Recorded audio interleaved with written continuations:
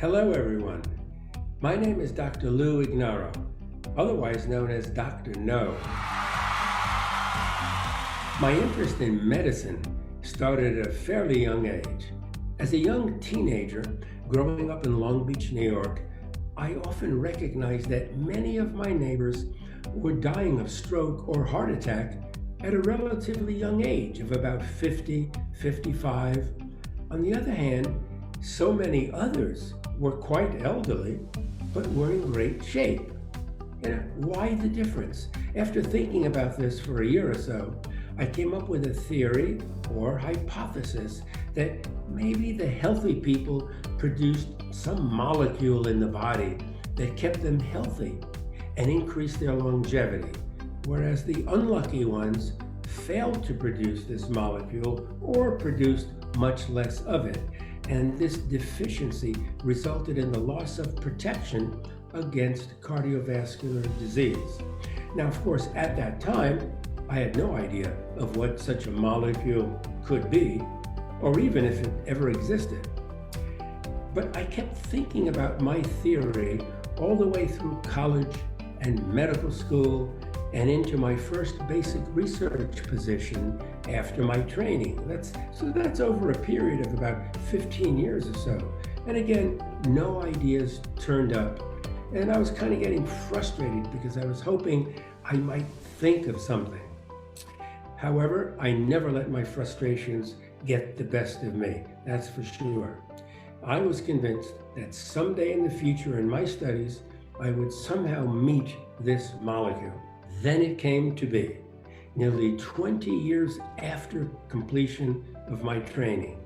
There was indeed such a magic molecule, and that molecule turned out to be nitric oxide, often abbreviated as NO. NO is actually a gas in its natural state and is used in the chemical industry to manufacture other chemicals. That's all it was known for. Well, we studied nitric oxide in my laboratory, actually, because someone reported that it caused a biological effect, that it caused relaxation of smooth muscle in the airways of the lungs, where the trachea and the bronchioles are.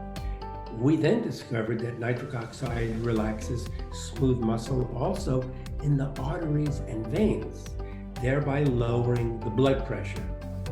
This is called a vasodilator action, and this vasodilator action also allows nitric oxide to improve blood flow in the heart, in the brain, in all organs of your body. Moreover, we found that nitric oxide prevents the unwanted clotting of blood, and we thought that this might be useful in preventing stroke and heart attack, because when your blood clots where you don't want it to, like in the brain, you can get a stroke. If the blood clots occur in the heart, you can get a heart attack.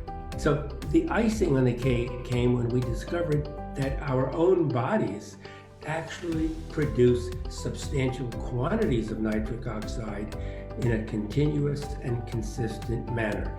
Before that discovery, NO was not known to exist in mammalian cells. It was always thought just to be a gas in the atmosphere. What we found was that any decrease in nitric oxide production in the body results in hypertension or high blood pressure, inadequate blood flow, and excessive blood clotting or thrombosis, all of which can lead to cardiovascular disease or worse.